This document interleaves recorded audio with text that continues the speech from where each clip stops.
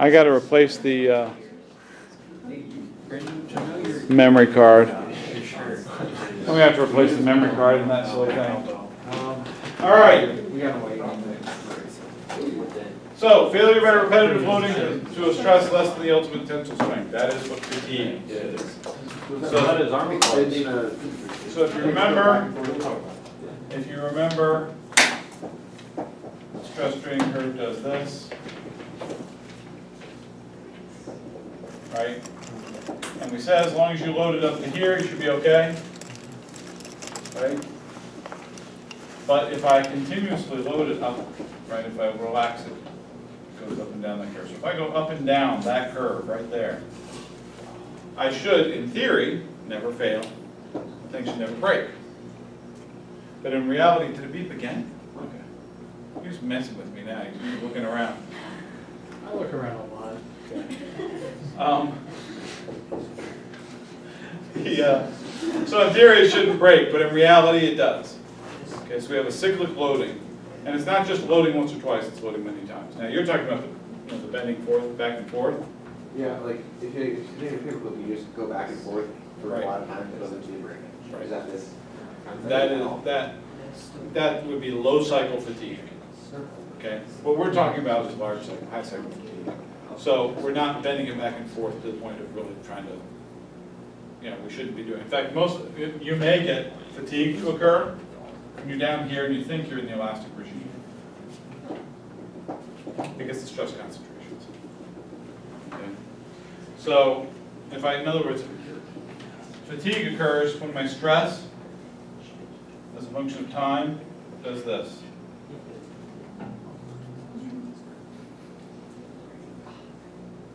And it doesn't have to be a sawtooth.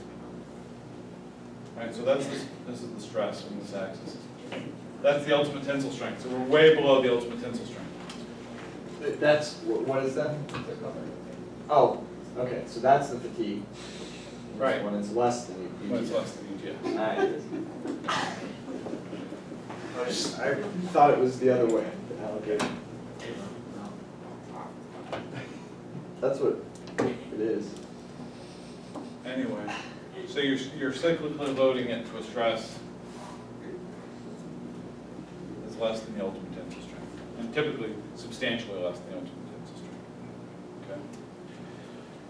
So if I plot the stress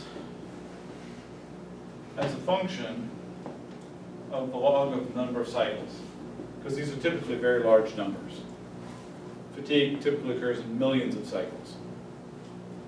And I plot the stress that it takes to fail the material. I take a piece of aluminum. Let's see, I'll do aluminum in blue. So aluminum just kind of does that. And pretty much any non-ferrous alloy. You know what I mean by non-ferrous? No iron. No iron, right? It's Fe, ferrous. Non-ferrous. Any non-ferrous material will behave like that. So the more and more cycles I get, the lower and lower the stress it takes to break it at those cycles. So this is the failure stress. Is it an N or a U cycle? That's an N, number of cycles. But for a ferrous alloy,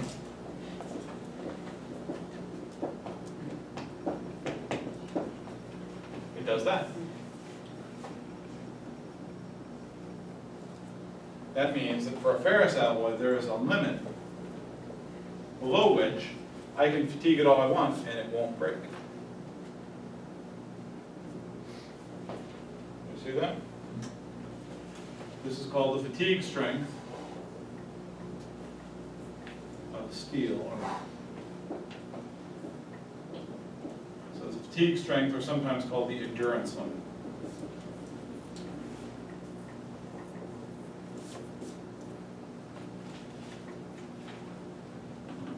It's the asymptotic value of stress that the iron approach, the iron-based alloys approach. And now, if I take that same material and cold work it or polish the surface,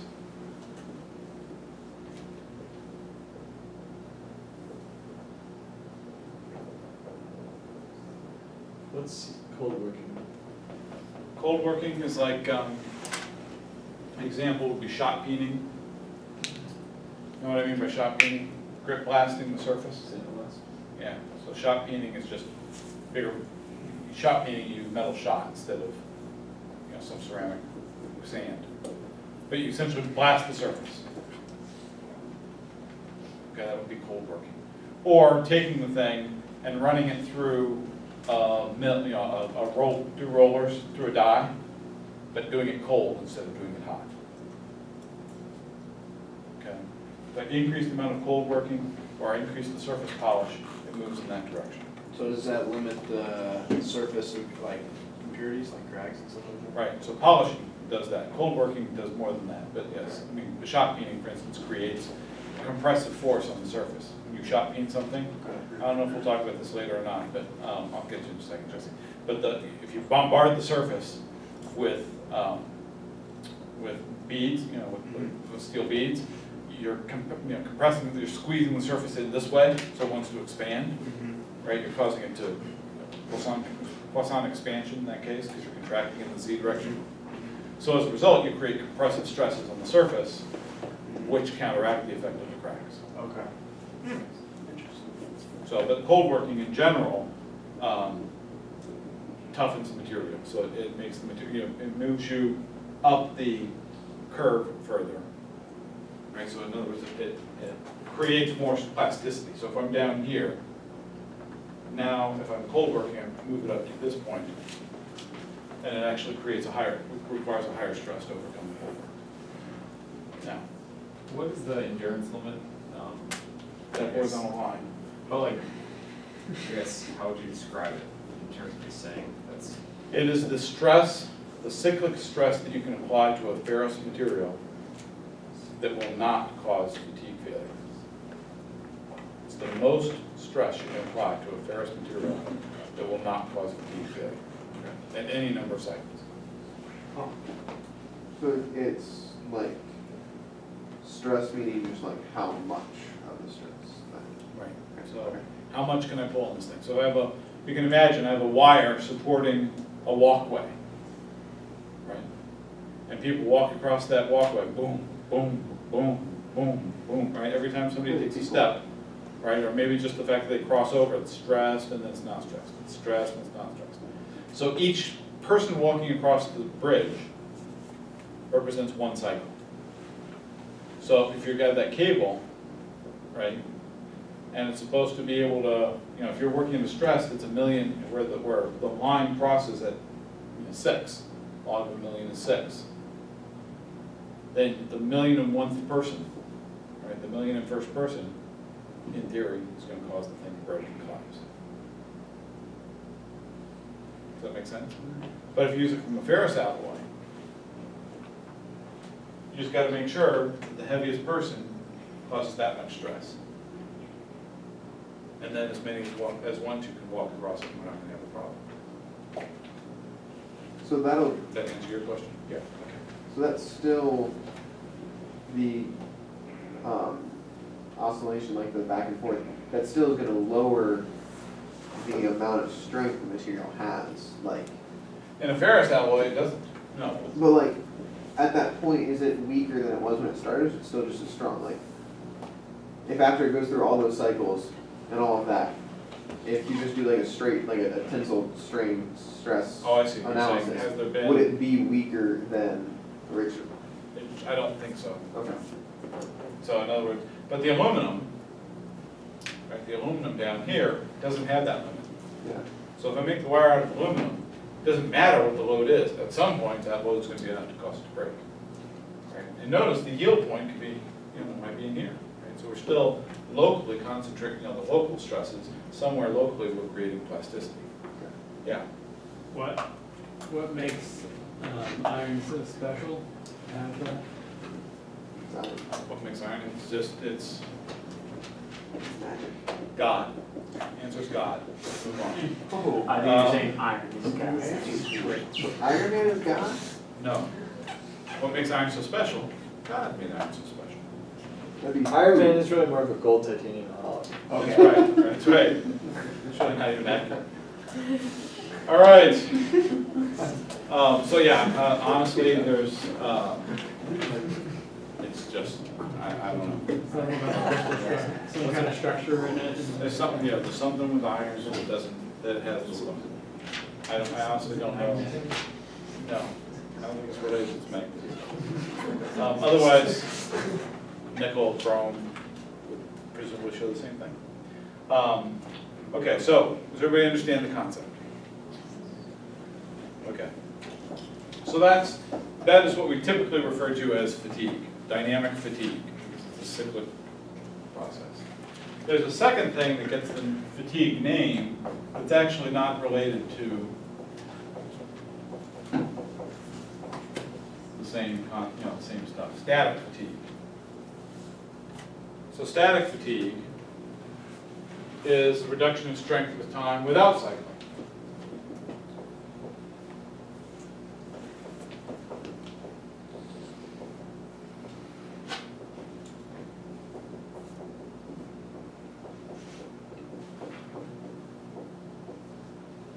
So in other words, we get this fatigue behavior, that is, the strength, the failure strength drops below the ultimate tensile strength, even though we haven't cycled. We put one load on it, leave it there, and then over time, boom, it breaks, and we're like, what? Right? So static fatigue, I think it's probably only used, I've only really heard it used for ceramics, because a similar phenomenon occurs in metals, but it's not called static fatigue in those cases. What is it called? Stress corrosion cracking, hydrogen embrittlement, it's called different things. Okay. So, in a ceramic, so we'll take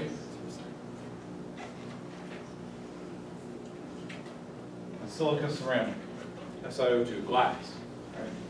Some kind of Si. Right, and we have a crack, some kind of surface crack, but it's not a critical crack. The crack is subcritical, so we can load it in this direction,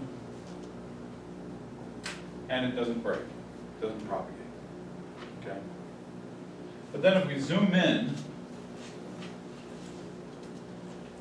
get down here, we have an Si, and an O, and an Si, right? At the crack tip. We talked about that a little bit before. The fact that an atomically sharp crack, we use sort of the atomic radius as being the radius of the crack tip. And the atomic diameter is the radius of the crack tip. Well, what happens is, if I have this silicon dioxide, and H2O is around, so it's in some kind of a moist environment, either in water or just in a high humidity environment. What'll happen is my Si will break these bonds and form a bond with an OH.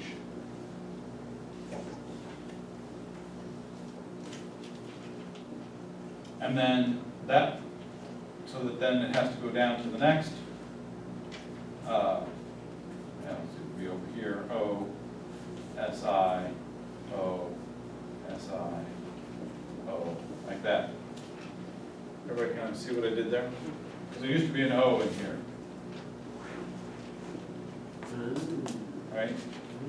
All kind of held together there. Right? And what happens is I break that and take that O, move it up here, take one of the hydrogens from my H2O, right, I have an H, oops. This is HOH, it's actually not straight, I should draw it the right way. H4, right? So I get one of these H's, break off and go down here with this oxygen, leaving this oxygen to bind with that silicon. Everybody follow that? I basically hydrolyze the surface. Is that H-O? H-O-O. It doesn't leave, it just gets No, it's bound to the itself. surface. Right, right. So It's bound. we've hydrated the surface. So that oxygen is still there, it's just not bonded to the silicon. Right, it's just not, I broke these other bonds, so this oxygen is no longer bound over there to hold the thing shut. It's now just bound to this silicon with an OH, which completes it. So really, the only bond that's, what? The other bonds are. No, well, Yeah, the other bonds are broken. okay, so, but up there, only the right bond is broken, because the silicon is still bonded to that oxygen, but the oxygen binds to the H instead of. Right. So, Yeah. Does that make sense to everybody? So essentially what I've done is I've chemically grown the crack. And this requires, it happens at room temperature. So there's enough thermal energy at room temperature for this reaction to take place, but it must occur in some kind of water environment, as I said before. So you have to have water present so somehow. water breaks down glass. Right, not, the kinetics are not great. Right, it's a very slow, it's a long time, that's what, right? Where's my thing? Where's my time? Here, it's a long time for fatigue. So static fatigue, even though it's a completely different mechanism, it still happens over a long time, because it takes a long time for these chemical reactions to occur. The rate of reaction, the reaction rate is very slow. But it still happens preferentially at this tip, you can imagine, because these bonds are stretched. Right? That bond is stressed because it's at the crack tip. So if I put a little stress on that crack, now the chemical reaction can take place. Okay. Does that make sense? So, does rust affect the strength of metal at all? Like, So there's a similar phenomenon that can occur in metals as well, except in metals, it's not called fatigue, but it's stress, corrosion, cracking. Typically abbreviated SCC, stress, corrosion, cracking. But it's a similar phenomenon. So in a metal, what you'll have is you'll have an oxide or a, rust forming at the tip of the crack. But that oxide is a ceramic material that is brittle, as opposed to a ductile metal.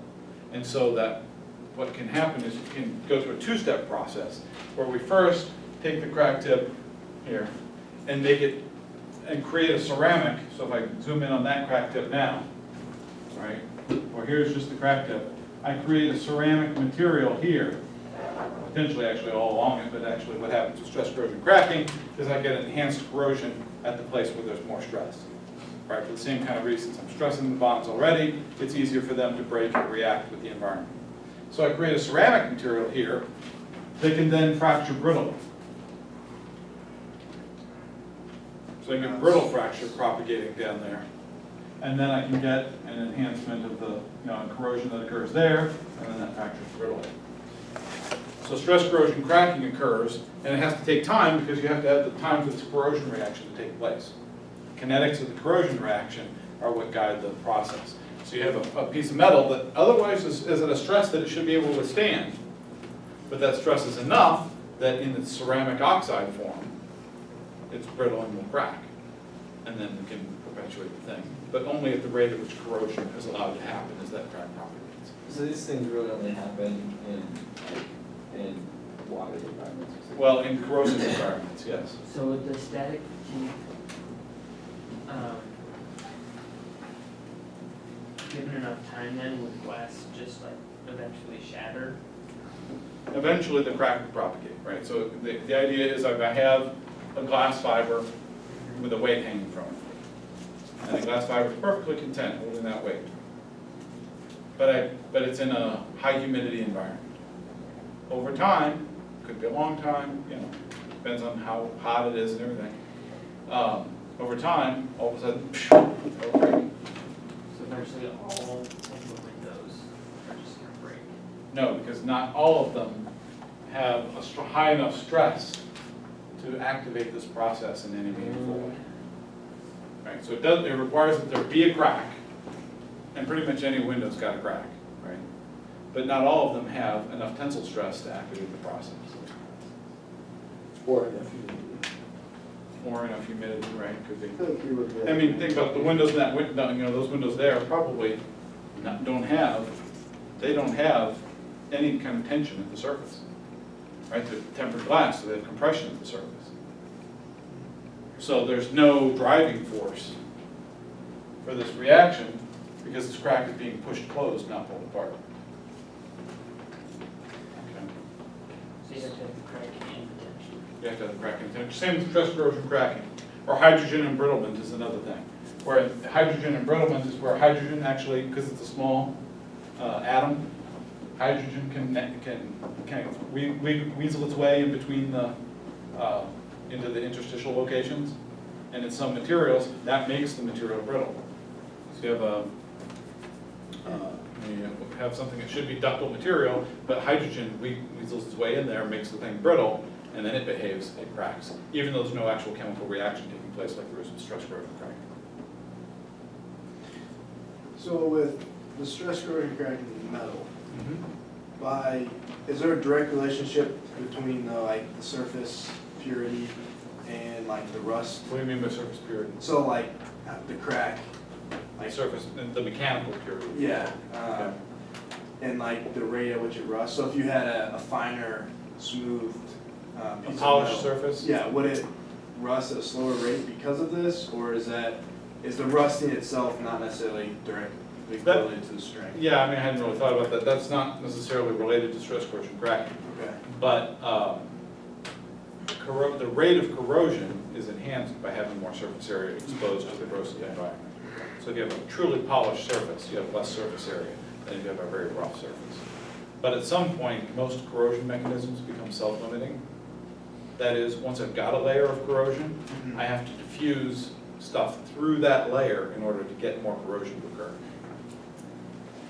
Right? Once I have a layer of rust on my steel, I've got to diffuse oxygen through the rust to go and corrode more steel.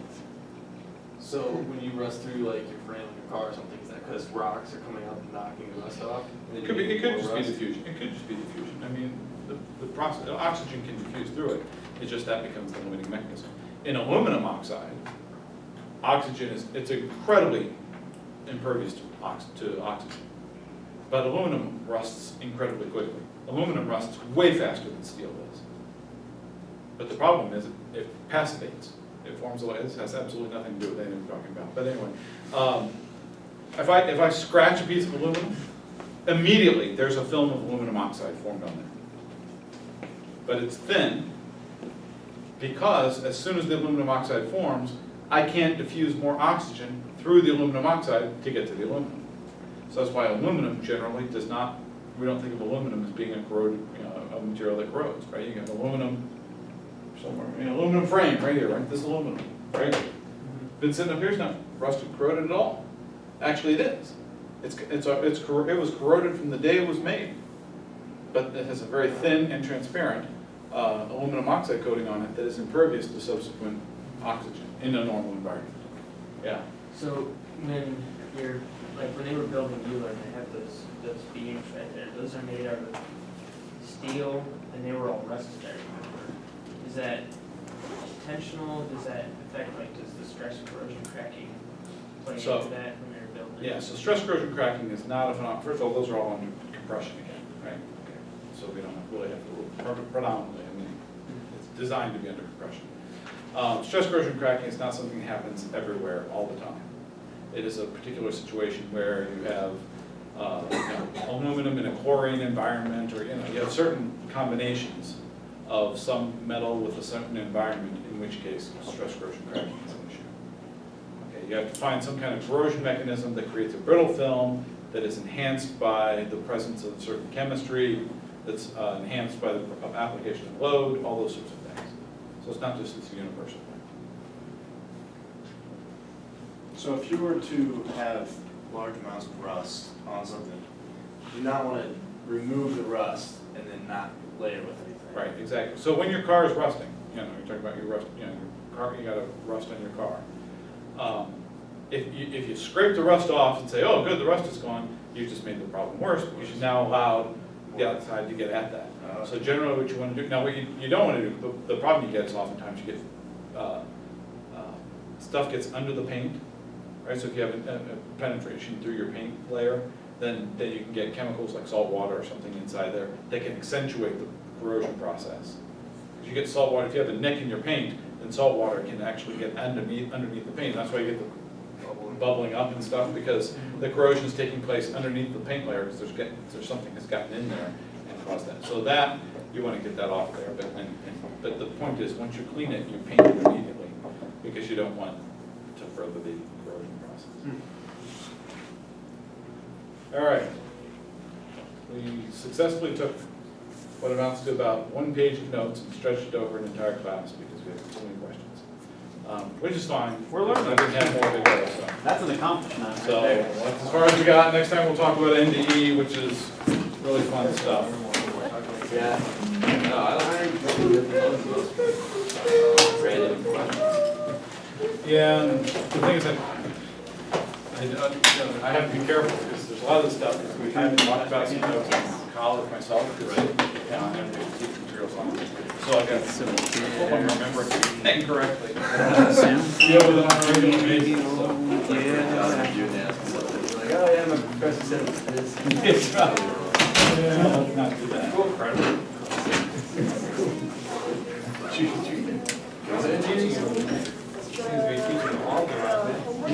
Yeah.